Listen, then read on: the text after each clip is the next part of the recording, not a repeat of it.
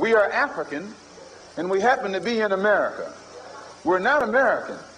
We are people who formerly were Africans who were kidnapped and brought to America.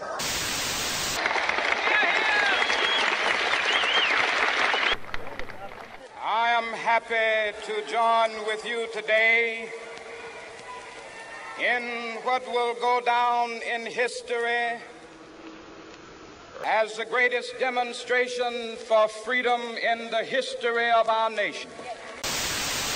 If you're interested in freedom, you need some judo, you need some karate, you need all the things that will help you fight for freedom.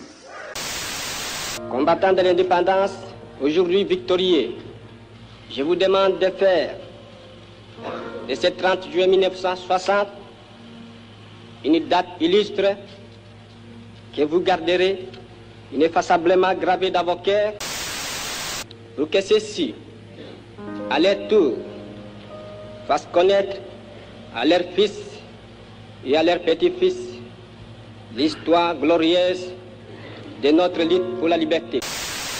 Nous allons commencer une nouvelle lutte, une lutte sublime qui va mener notre pays à la paix, à la prospérité et à la grandeur. Hommage aux combattants de la liberté nationale. Vive l'indépendance et l'unité africaine. Vive le Congo indépendant et souverain.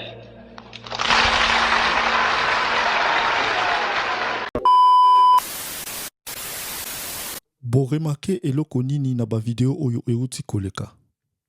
Yangonde. Na ba video oyo euti koleka tozomona Malcolm X, Martin Luther King na Patrice Lumumba ndenge ba telemi na liboso ya bato ebele na liboso ya public et puis bazoloba na éloquence. Esalemaka ndenge nini pona koloba na éloquence na liboso ya bato.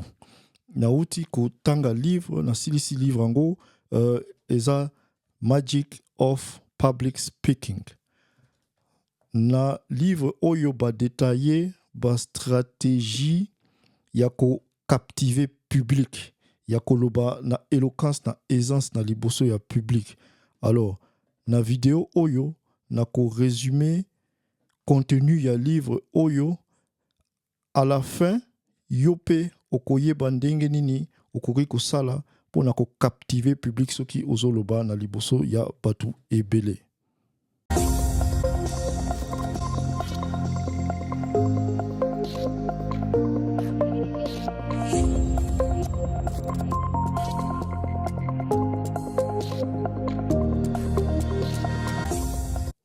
Pote balandi bandeko esika bozwami.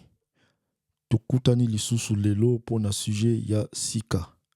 Tout d'abord, pona batu ya sika na chaîne oyo. Chaîne oyo eza spécialisée na diffusion ya connaissance na communauté na biso. Po ndenge ezalaka na mokili, civilisation oyo ezangaka koyeba ezalaka dominé na civilisation oyo ezalaka na connaissance. Ndenge balobaka epa na biso kozanga koyeba eza liwa ya ndambo. Tolingi to changer don wana na communauté na biso. Tolingi communauté congolaise et s'imposer esika nyonso tout ezali. Alors, bobo sanate ko like, ko landa chaîne na ko finangonga notification. Alors, sujet ya lelo eza nini? Sujet ya lelo eza public speaking. Koloba na public. Biso nyonso tu na mokili tozalaka na situation moko oyo ezotinda biso toloba na public ekoki kozala anniversaire, mariage ou bien na musala. Koyeba koloba na public ekopesa yo ba avantage ebele. Soki oyebi ko convaincre batu na liloba ekoki kofungola yo ba porte ebele po batu ba jujaka yo ndenge ba monaka yo na ndenge ba yokaka yo. Soki olingi batu bandima makanisi na yo, il faut koloba na passion, na énergie, kofungola maboko, koningisa mutu, kotala batu na misu. Ezalaka pe conseiller soki ozoloba na public, o se concentrer na batu oyo bazo yamba liloba na yo positivement. stratégie ebele sikoyo stratégie ya ko captiver public ya koloba na public avec éloquence eza nini. Réussite ya koloba na bato et dépendaka na biloko misato. Setting, donc paramétrage, réglage et environnement esika oyo zoloba. Delivery, eza ndenge ozo véhiculer message et pas bato na content, de contenu ya message oyo ozo tinda.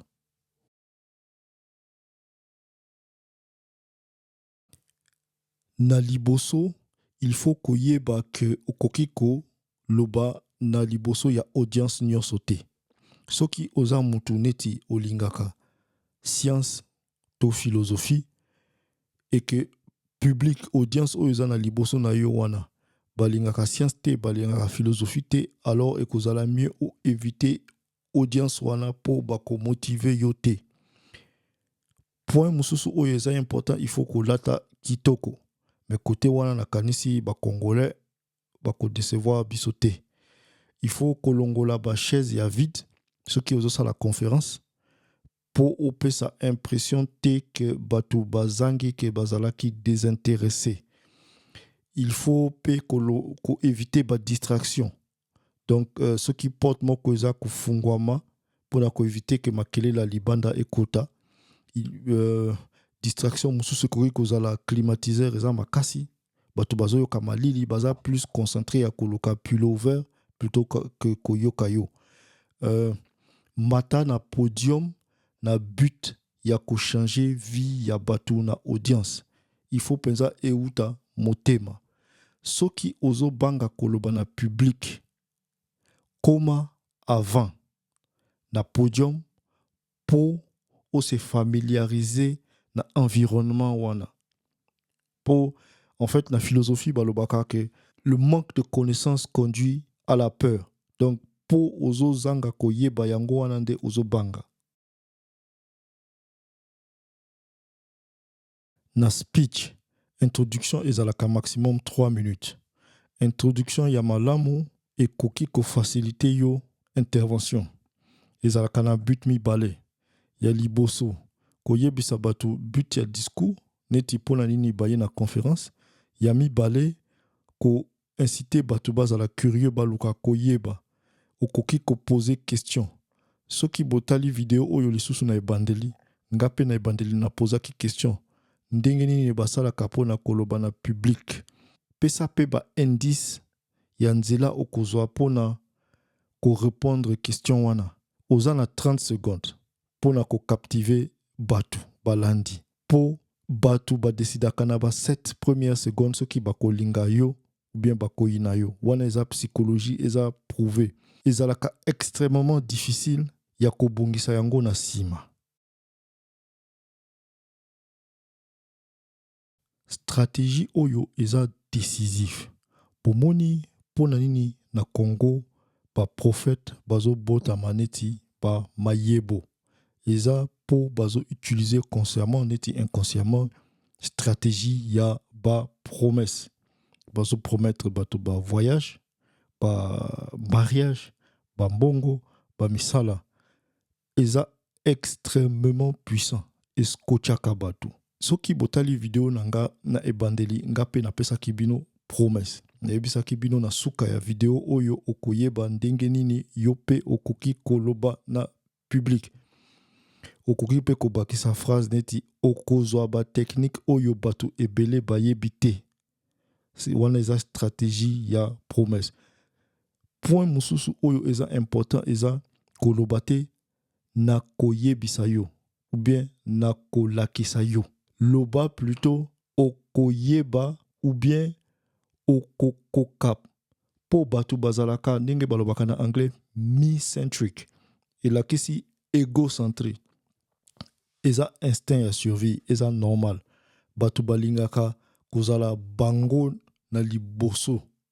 Balingi teke yo oleka bango. Soki ozo ya na situation koloba nako eke bamoni ke yo mutoza na information oleki bango bako zala désintéressé. Mais ceux qui oye na situation oyo ozoyebisa bango okoyeba, alors ye azomona ye pe akoya ko rattraper yo. wana eza psychologie humaine, eza stratégie mpona koincite bato bazala scotché captivé bacontinue koyoka yo. Il faut okeba ose détacher te na bato mais osympathiser na bango. Eza neti mutu oyo a gagné médaille. Kokende te epai ya bato koyebisa bato na gagné médaille. Yebisa bato nzela oyo ozwi po okoma kuna ose concentre na nzela mais pas na finalité oyo yo ozwi yo moko.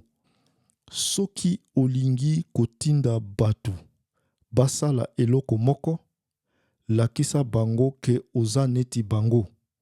Bakobanda kokanisa ke bango pe bakoki kosala yango.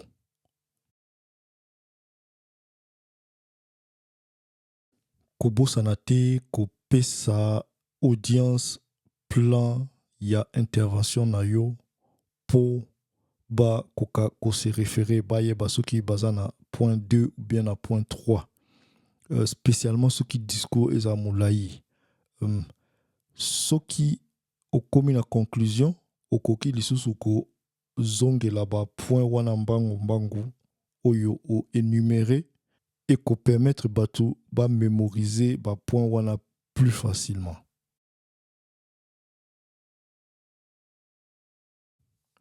Storytelling eza nini? Storytelling eza art ya kobeta lisolo. Donc, soki ozo véhiculer message na conférence, okoki kobeta lisolo neti ya enfance na yo ou bien ya collègue moko. Po na nini? Po na lisolo wana na histoire wana okobeta ozo véhiculer ba émotion. OK? Et bon, histoire wana ya storytelling ezalaka maximum 2 à 3 minutes. Eko faciliter bato ba mémoriser information na émotion.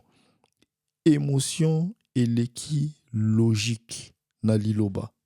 Donc, mieux vaut ko beta lisolo oyo eza na émotion que ko beta lisolo oyo etondi ba chiffre ya statistique.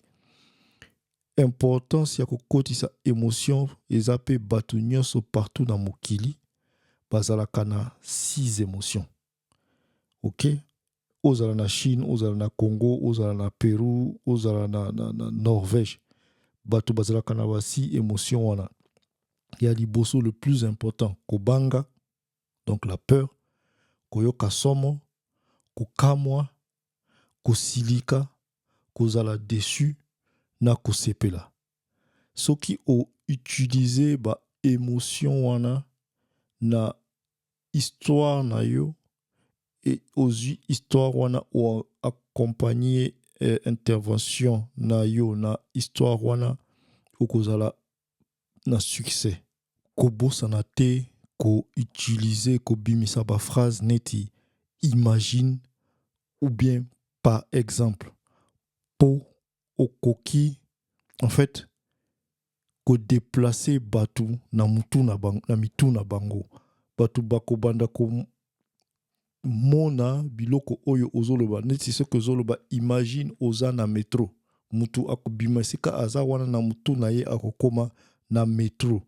Okoki pe ko déplacer batu soki o utiliser ba sens neti ba toucher koyoka koyoka solo eloko wana pe eza très puissant neti oyebisi mutu nazalaki na coin moko boye solo moko ya makasi ebimaki mutu akose projeter direct na situation wana donc akobima place na ye esika azali po akoma esika yo omemi ye. Eza mwa stratégie eza vicieux quand même. Eza neti ozo kota na mutu ya mutu ozo déplacer ye ozo posséder carrément mouli na ye esprit na ye ozo déplacer ye esika azali. Eza extrêmement puissant pour na commémoriser. Ce qui ont mélangé émotion na babiloko ozoloba bato ba commémoriser encore plus facilement. Na suka ya lisolo oyo ozo beta okoki ko utiliser stratégie mibale. ya liboso okoki kotinda bato barepete eloko okoki koyebisa bango répéter après nga neti nga mpe nakoki kosala yango bato mpe barepete. Ya mibale ezali okoki koyebisa public bon nazopesa bino secret moko wana ekotinda bato na audience bafungwama eza neti ososala bango confiance neti ekotisi neti mwa sentiment moko ya fraternité. Okoki mpe pesa mutu moko na audience gloire neti oyebisi wi applaudissement mpona ndeko na biso wana akokaki kosala mpe boye boye boye.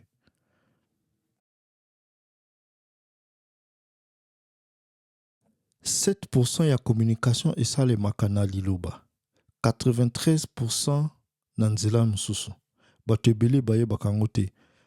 Contenu ezorepresente kaka 7%. Soki ose concentre kaka na contenu soki ezosolola na mutu onéglige 93% alors osali na yo eloko te. Ok, okoki koloba ne eza te okoki, il faut oloba na bato na audience na yo neti baza bandeko na yo. Zala authentique, sincère, positif. Sourire, kotisa humour. Niveau ya koloba na yo etikala neti oyo ya bato ya public. Kokota te ba terme complexe na ba abréviation complexe na ba français ya milayi. Okobangisa bato. Il faut éviter ba phrase ya plus de 10 à 12 mots. Wana pe eza stratégie oyo yaka na 93%. Ok? Phrase jamais ele kaka 10 à 12 mots. Loba neti bato na public baza na âge ya 12 ans. Soki bato baza na posa ya ko se concentrer pour ba comprendre message oyo ozo véhiculer bakotika koyoka. Il faut vraiment ozala pédagogue. Zala passionné, énergétique. Maloba il faut wuta motema. Avant au banda présentation, okoki koyoka musique oyo lingaka, kobina to ko se rappeler na ba biloko ya positif oyo ya enfance. Alors, 93% ya message ezalaka véhiculé na ba point mosusu oyo eza contenu te. Ba point wana ekoki kozala neti soki ozo solola ofungoli maboko, ok? Soki ofungoli maboko kobima na miso ya bato neti oyebi eloko oyo ozo sala, il faut éviter kolakisa mutu na musapi. Ok? Okotia ye mal à l'aise, il faut lakisa ye na liboko moko boy ou bien point important pe eza ko telema, hein, tout droit neti sportif. Ok, bato bakoyoka yo plus que ceux qui osa kobe. Ok, koloba il faut oloba na malembe okoyoka na neti mutu ya mayele na ba phrase pe de temps en temps il faut kotisa ba pause au lieu ya ko bimisa ba interjection neti ba eza mabe. Ok, éviter ba mot ezanga sens neti ba etc truc chose, il faut ko éviter yango. Point mosusu important eza cerveau elukaka facilité. Ok, donc soki oza wana na liboso abatu cerveau ezoluka schéma modèle na yo. Ok, soki est repéré modèle na yo alors mutu oyo azolanda yo akozala désintéressé. Bon, modèle eza neti o répétaka eloko moko sans cesse. Il faut tout le temps être imprévisible. Un moko au kotisi ba photo, un moko au tie musique. Il faut ozala, il faut bato oyo bazolanda yo ba se ennuyer te.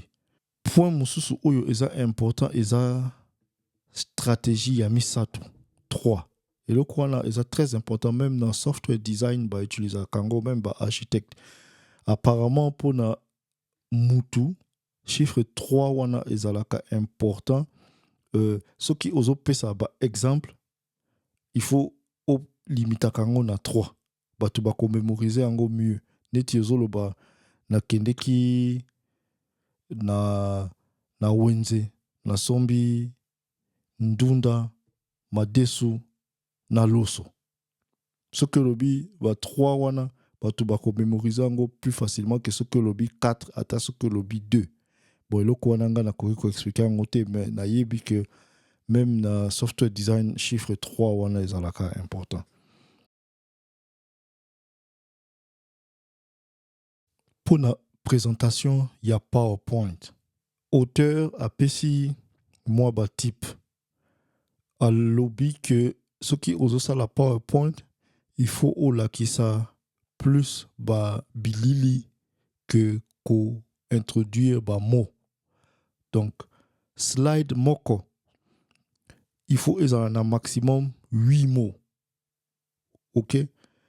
Ko bossa te ko tala pe batu na misu.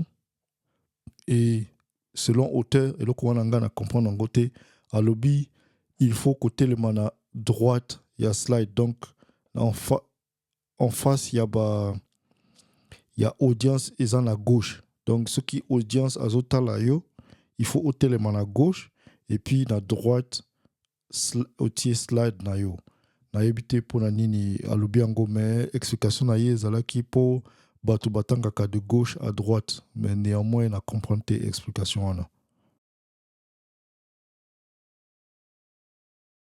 Ce qui ozosa la discours ya moulaï il faut sectionner discours na yo na plusieurs points.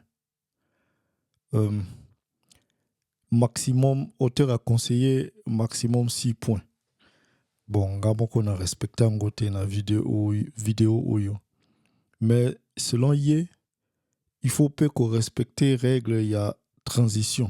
Donc, ce que ici, ko loba na sujet à point moko olingi okene na point mususu ba stratégie à transition pe ezalaka. Mais à chaque fois avant au banda point oyo ezoya, il faut ko bossa na te ko pesa batu promesse pour na point oyo ezoya.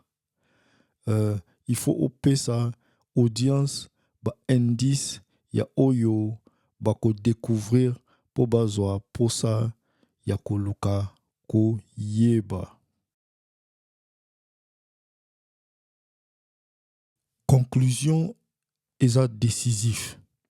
Ce qui eza mabe ba effort nyonso tu ekoti mai. Kotika ba question polele te. Répondre na ba promesse nyonso oyo o pesaki. Pesa balandi ba information ya bonus batu bakokanisa ke bazozwa eloko moko ya spécial. Okoki pe ko pesa ba cadeau neti ba DVD ou bien ba livre mais sala ango kaka na suka po o éviter distraction. Zongela ba point décisif soki olingi batu ba kotisa yango na libela na mitu na bango eza pouvoir ya répétition. Tinda batu ba agir eza puissant pour na ko conclure intervention. Alors tokomi na suka j'espère que et c'est Pelisi Bino j'espère que bozu ba information oyo et kokiko améliorer vie na bino ndenge boyebi chaîne oyo but principal eza ko organiser diffusion ya connaissance na communauté na biso knowledge transfer. Il faut penser que communauté na biso et s'imposer ici kanyoso tout ezali na diaspora ezala na Afrique. Il faut vraiment biloko échanger batoba bandako agir par soi-même. Ceux qui vous ont un feedback à côté ça, beaucoup de tika dans les commentaires.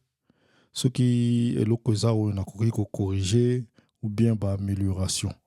Mais surtout que santé, qu'on fina like, qu'on landa chaîne, na qu'on fina bouton de notification. À la prochaine pour le prochain sujet.